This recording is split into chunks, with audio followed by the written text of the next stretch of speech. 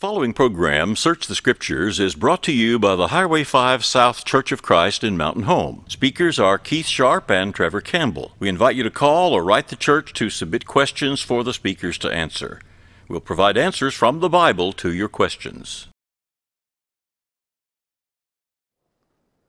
Trevor, did the second coming of Christ occur in AD 70?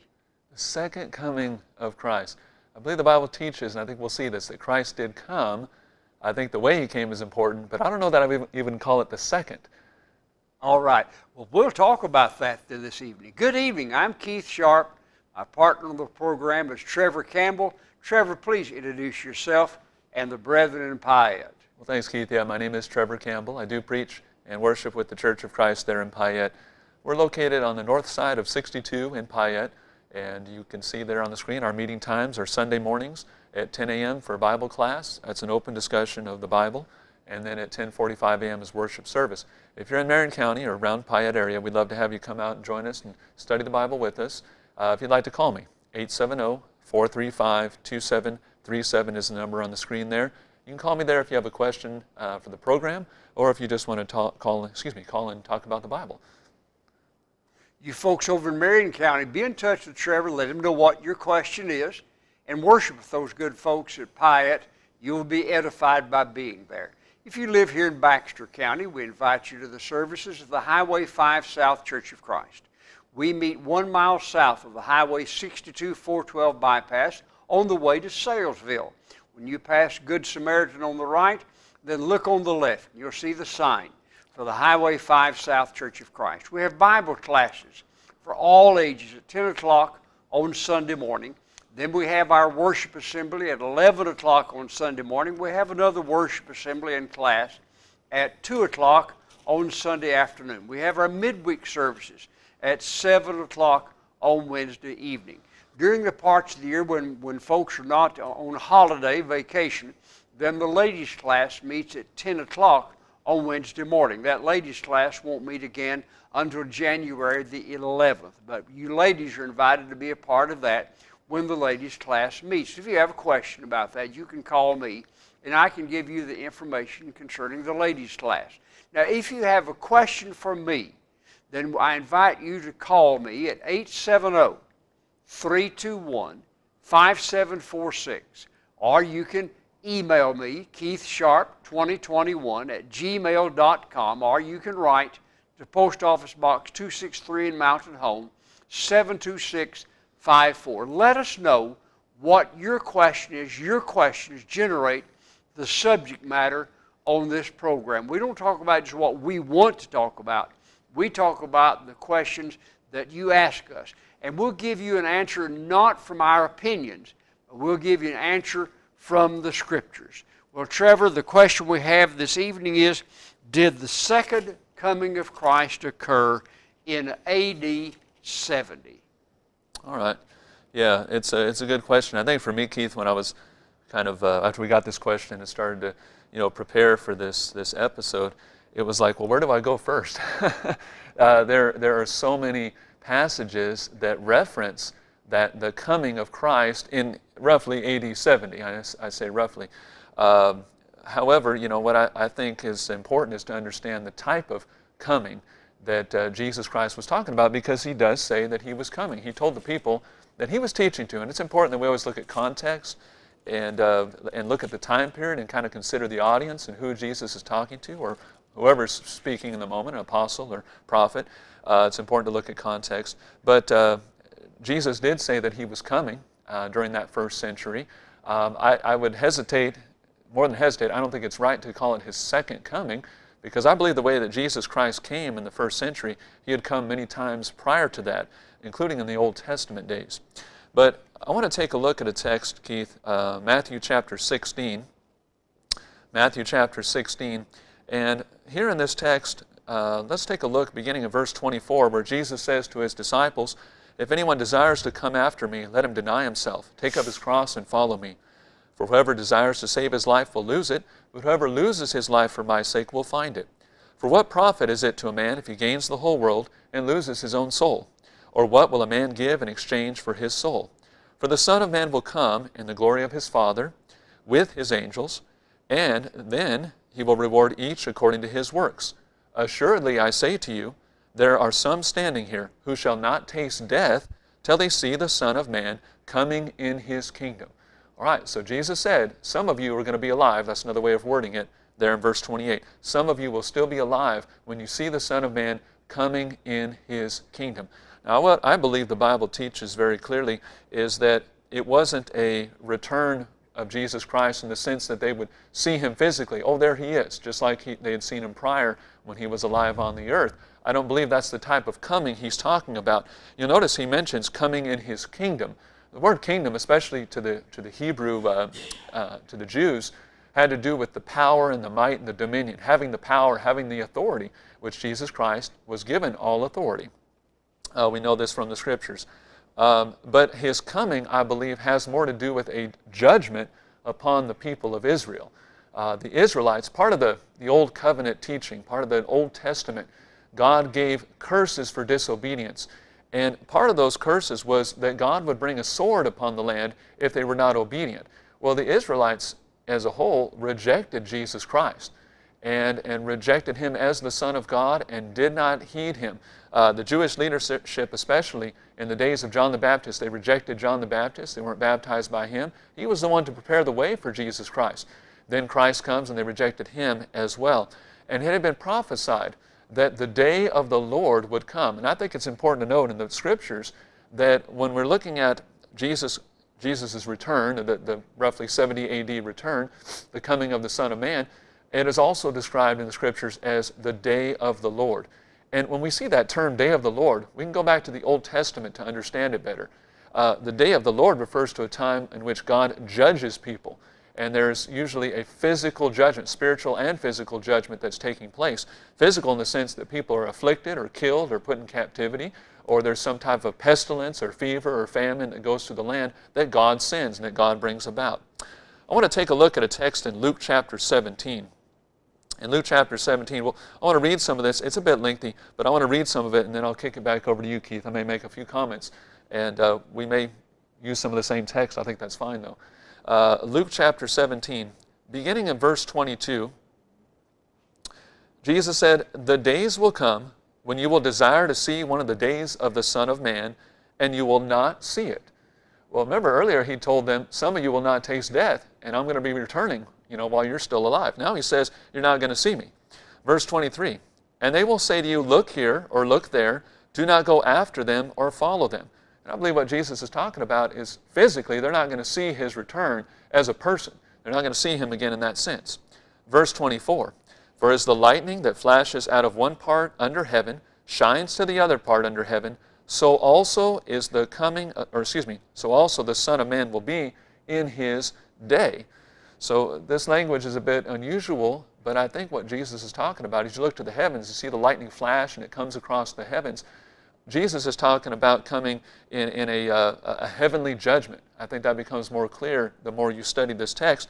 He's talking about a heavenly judgment, not a physical return, bodily return. In verse 25, he says, "But first he must suffer many things and be rejected by this generation. And as it was in the days of Noah, so it will also be in the days of the Son of Man. They ate, they drank, they married wives, they were given in marriage, until the day that Noah entered the ark, and the flood came and destroyed them all." So now Jesus is talking about a previous judgment upon the earth, in which we're talking about the flood, Genesis chapter 7, when God flooded the earth and judged mankind because of their sins. So Jesus is saying, in the context, my coming is not a bodily coming, bodily form, where you're going to see me and say, oh, there he is, there's Jesus. He says, my coming is like the lightning. My coming is a judgment upon the earth. In verse 28, "Likewise, as it was also in the days of Lot. They ate, they drank, they bought, they sold, they planted, they built. But on the day that Lot went out of Sodom, it rained fire and brimstone from heaven and destroyed them all." So now he takes them to yet another judgment upon the earth at the time of Sodom and Gomorrah, the days of Lot, in which God judged Sodom and Gomorrah because of their wickedness. In verse 30, "Even so, it will be in the day when the Son of Man is revealed. In that day, he was on the housetop, and his goods are in the house. Let him not come down to take them away. And likewise the one who is in the field, let him not turn back. Remember Lot's wife. Whoever seeks to save his life will lose it, and whoever loses his life will preserve it. I tell you, in that night there will be 2 men in one bed. The one will be taken and the other be left.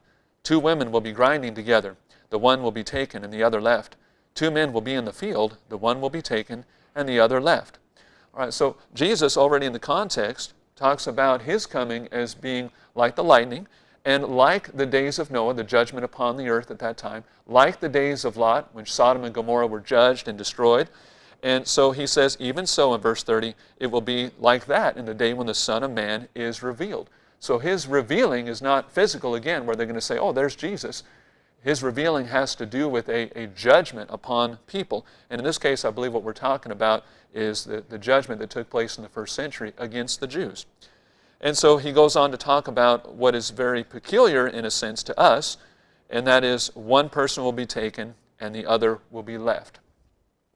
Well, this actually has to do with the Old Covenant. Now remember, Jesus is talking to Jews, and I think that's important, Jewish individuals, and this is part of the Old Law. In the book of Leviticus, I believe it's in chapter 26, if my memory serves me, is where God talked about people being taken and people being left. And that was part of the law of Moses. The idea of being taken is that people's lives would be taken. People would die by the sword, quite literally. Others would be left to captivity. And that was part of the curses for disobedience. People would be left to captivity, left alive, but taken to a foreign land and suffer in a foreign land. And that's exactly what happened from a historical perspective in the first century, around 70 AD. When the Romans conquered Jerusalem, many died, but others were left to captivity. In verse 37, now the apostles have a question. They answered and said to him, where, Lord? When he says, won't be taken and the other left, he says, wherever the body is, there the eagles will be gathered together.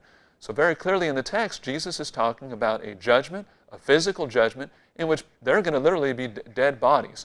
And of course, if you read secularly the history of the first century, Jerusalem was destroyed. There were many, many heaps of dead bodies. And also there were many who were taken captive, later to be destroyed there in Rome. But Keith, I've said a lot. I'm going to kick it over to you for right now. Okay, thanks, Trevor. So there was a sense in which Jesus came into the destruction of Jerusalem and the Jewish nation, and that, of course, occurred about AD 70. But there's another sense in which Jesus is coming again that is spoken of prominently in the New Testament. There's various passages I could turn to. I want to turn first to 1 Corinthians chapter 15. Now, this is a lengthy chapter. It's 58 verses long, so obviously we won't have time for me to look at all of it. But I want you to look at verses 3 and 4. 1 Corinthians chapter 15, verses 3 and 4. For I delivered to you first of all that which I also received, that Christ died for our sins according to the Scriptures, and that he was buried, and that he rose again the third day according to the Scriptures. Now here Paul is discussing the death, burial, and resurrection of Jesus Christ. Now that's a physical, literal death, burial, and resurrection. Jesus was physically raised from the dead. He was literally raised from the dead. To deny that is to deny that he is the Son of God and is to be an unbeliever. In Romans chapter 1, the Apostle Paul says he's declared to be the Son of God with power, according to the Spirit of holiness, by the resurrection from the dead. So it's Jesus' resurrection from the dead that is the ultimate proof that he is the Son of God. And so this is his bodily resurrection. In 1 Corinthians chapter 15, the Apostle Paul is discussing not a figurative resurrection, not a figurative coming, but he's discussing the literal resurrection of Jesus Christ, bodily resurrection. Now he uses that as the basis to teach that we also shall be physically raised from the dead. Our bodies will be changed. Bodies will be fitted for eternity. Spiritual bodies rather than just bodies that are subject to decay and to death. But in 1 Corinthians chapter 15, look at verses 12 through 14. Now if Christ is preached that he has been raised from the dead, how do some among you say that there is no resurrection of the dead? Now the church at Corinth was a Greek church. It's in Greece. And the Greeks, by and large, following the philosophies of Plato, Aristotle, Socrates, they did not believe in a bodily resurrection of the dead. They believed that the body just decayed and never was raised from the dead, and that we existed forever in spirits, never in a body again. And so they had accepted Greek philosophy. They were denying the resurrection, the bodily resurrection from the dead. All right, so he's talking about the bodily resurrection from the dead. But if there is no resurrection of the dead, then Christ is not risen. To deny that we shall be raised and that there's no resurrection, no bodily resurrection, is to deny the resurrection of Jesus Christ. And that then is to deny that He is the Son of God, because that's the ultimate proof that He is the Son of God, His bodily resurrection from the dead on the third day. And if Christ is not risen, then our preaching is empty. I like the old King James there. It says our preaching is vain. Our preaching is empty, and your faith also is empty. It's vain. It's useless. It's void. It's of no good at all. If there's not a bodily resurrection of the dead, then we have a useless faith. And the preaching of the apostles was useless. And the gospel that I preach is a useless gospel, because it is preaching the hope of the resurrection of the dead based on the bodily death, burial, and resurrection of Jesus Christ. Now skip down to verse 20, where he continues this reasoning. He says, "But now Christ is risen from the dead and has become the firstfruits of those who have fallen asleep." The firstfruits is the promise of the harvest to come. When we gather the first ear of corn, we know there's a harvest of corn to come, right on with any kind of garden vegetable, with any kind of fruit. That's the promise of the harvest to come. The resurrection of Jesus Christ from the dead was the first fruits from the dead. It's the promise that we too shall be raised from the dead. For since by one man came death, by man also came the resurrection of the dead. Physical death came through Adam. Resurrection of the dead came through Christ, the second Adam. For as in Adam all die, even so in Christ shall all be made alive. Now notice, but each in his own order, Christ the firstfruits. Afterward, those who are Christ's at His coming. There is a coming of Christ that has not occurred yet. At that coming, all the dead shall be raised. And this world's not going to continue then. Just continue reading. For He must reign. Let me get verse 24. Then comes the end, when He delivers the kingdom to God the Father. When Christ comes again, He's coming again. He's literally coming again, even as He literally came the first time. He's bodily coming again, even as He bodily came the first time. He's coming again. And when He does, it won't be to receive the kingdom from the Father. It will be to deliver the kingdom back to the Father. Then comes the end, when He delivers the kingdom to God the Father, when He puts an end to all rule and all authority and power. For He must reign till He has put all enemies under His feet. The last enemy that will be destroyed is death. When all shall be raised from the dead, then death is the last enemy, shall be utterly destroyed. The last enemy that will be destroyed is death. For He must put all things under His feet. But when He says all things put under Him, it is evident that He who put all things under Him now is accepted. Now when all things are made subject to Him, then the Son Himself will also be subject to Him who put all things under Him, and God will be all in all. So there is another coming of Christ that has not occurred yet. And that coming, all should be raised from the dead. Now I want to get one more passage, Trevor, before I turn it back over to you. And that's in 1 Thessalonians chapter 4. So I invite you to turn to 1 Thessalonians chapter 4.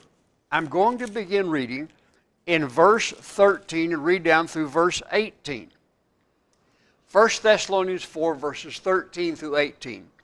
But I do not want you to be ignorant, brethren, concerning those who have fallen asleep. Now, of course, that's a figure of speech for death. Lest you sorrow as others who have no hope. For if we believe that Jesus died and rose again, even so God will bring with him those who sleep in Jesus. For this we say to you by the word of the Lord, that we who are alive and remain until the coming of the Lord. That word coming in 1 Thessalonians chapter 4, verse 15, is the Greek word parousia. You've probably heard that word used by preachers, the word parousia. It's never used of a figurative coming.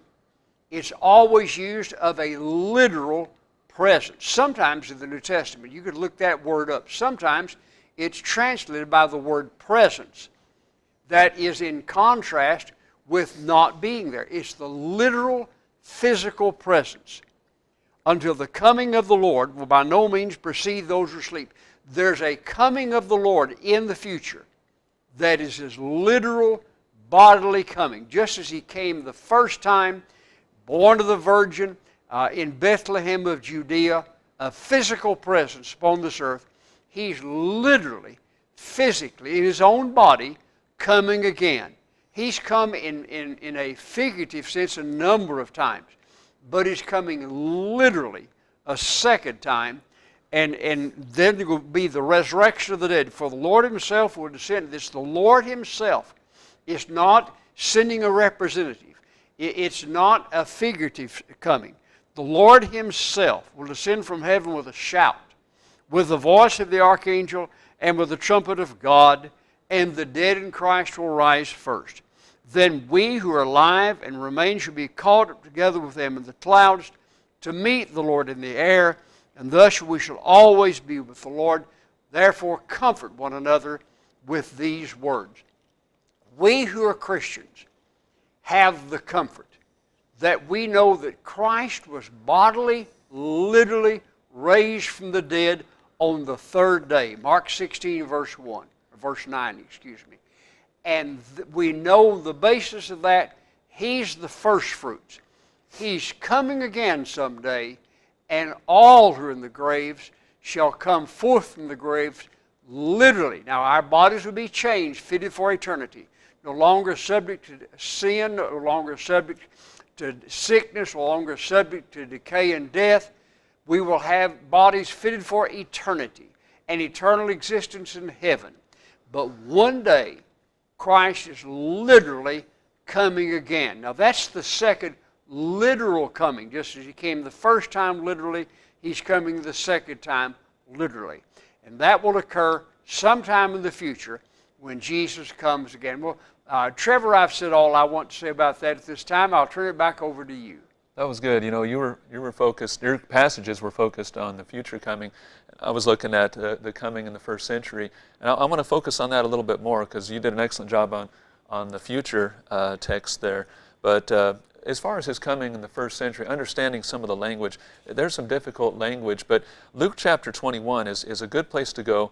Luke is pretty concise and very clear on the coming of Jesus Christ in roughly the year 70, basically, in the first century. And he talks about the destruction of Jerusalem. He records things that Jesus said about Jerusalem being destroyed. And we're talking about the city being destroyed. This was the capital city of the Jews. And it was destroyed, basically the Passover had come, and so many Jews had gathered in Jerusalem. So many Jews died and were taken into captivity in that war of the Romans and the Jews. But in Luke 21, let's stick to some Bible here. Verse 20, Jesus says, "But when you see Jerusalem surrounded by armies, then know that its desolation is near. Then let those who are in Judea flee to the mountains. Let those who are in the midst of her depart, and let not those who are in the country enter her. For these are the days of vengeance, that all things which are written might be fulfilled." The days of vengeance, God taking vengeance upon his enemies, those who rejected Jesus Christ. Now, a lot of people don't like to think about God in this way as a God of judgment, but he is. When the Israelites came up out of the land of Egypt, in Exodus chapter 15 and verse 3, Moses said of God, "The Lord is a man of war." God is a God of judgment, and we have to consider both the goodness and severity of God, because God does judge mankind. If you come down further, in Luke 21, the context is still about the destruction of Jerusalem there in the first century. And you come down further in the text, in verse 27. Remember, he said, when you see Jerusalem surrounded by armies, know that its desolation, its end is near. He says in verse 27, then they will see the Son of Man coming in a cloud with power and great glory. So here he talks about his coming again. What kind of coming is it? Well, chapter 17 of Luke we looked at earlier makes it clear, and Keith has also shown us some things, that it wasn't a bodily coming, but rather him coming in judgment on the earth at that time. If you come down a little further in the text, I know I'm going through these things quickly, but it says in verse 32, assuredly I say to you, this generation will by no means pass away till all these things take place. So Jesus makes it clear that the destruction of Jerusalem and his coming on the clouds was all going to take place within the first century. So his coming on the clouds was that judgment against the Jews and the judgment on the earth at that time. Now, I want to come back a little further in the Bible, going back to some older text here. If you look up the term Day of the Lord, you're going to find a lot of texts that contain that phrasing, Day of the Lord. It is a reference to a judgment, God judging the earth or judging a nation because of sin. And it is referred to as the Day of the Lord. It's also described as a very dark day. You'll see things like the sun and the moon being darkened, or the moon turning to blood, or the stars falling from heaven. It's kind of a, it's the end of that life that they had known, the end of a nation, the end of good times, basically. But Jesus describes himself as coming on the clouds. Just briefly, I want to look at a text in Isaiah 19. We're running out of time. Isaiah chapter 19, this is a judgment against Egypt, where God says in verse 1, the burden against Egypt, it's a prophecy against Egypt. He says, behold, the Lord rides on a swift cloud and will come into Egypt. And he goes on from there to talk about setting Egyptians against Egyptians, and they're being fighting, they're being battling. So God says, I will come and be riding upon a swift cloud. If you go to the Psalms, you'll see other scriptures like that. God making the clouds his chariot, or coming on a cloud, or coming there in the sky. And so these are heavenly judgments. And when we talk about the actual question itself, 70 AD was at the second coming of Christ. The type of coming that took place there in roughly 70 AD was obviously, as Keith has shown us, not a bodily coming of Jesus Christ, a bodily appearance or presence, but rather, as we've seen, it was a judgment. And with that judgment, Jesus Christ describes himself as coming on the clouds, and there are other texts that describe it as the Day of the Lord. As far as it being a second coming, I don't think that's accurate to even use that phrasing, because when you go to the Old Testament, Jesus Christ is in the Old Testament. You don't see his name appear, but 1 Corinthians chapter 10 teaches that very, very clearly. Peter talks about it in 1 Peter chapter 3. Jesus Christ is all through the Old Testament and all through the New Testament. And in those Old Testament judgments, those days of the Lord, Jesus is there. God is there judging the people on the earth, judging different nations. And it is typically described as the Day of the Lord, and sometimes talked about as God riding on a cloud, or the clouds being his chariot, and so forth. Those are heavenly judgments. And again, they're not to be understood as a physical presence of Jesus Christ, just like Luke chapter 17 talked about. Jesus said, when they say, there he is, see there or see here, here's the Christ, don't believe them, because my coming in the first century was going to be like the lightning that flashes from one part of heaven to the other. It was a heavenly judgment. Well, Keith, I think I've said all I want to say, and I think we're about out of time. So hopefully we've done justice to the question. If not, feel free to submit another question concerning this, and we can try to maybe answer it further. But we thank you so much for joining us this evening. Hope you join us next time. Thank you for watching Search the Scriptures. If you have a Bible question or comment, you may call 870-321-5746, email keithsharp2021@gmail.com, or write Keith Sharp at P.O. Box 263, Mountain Home, Arkansas 72654, and your question will be answered on the air. Be sure to watch next week at the same time for another edition of Search the Scriptures. Until then, the Lord bless you and keep you. The Lord make his face shine upon you and be gracious to you. The Lord lift up his countenance upon you and give you peace.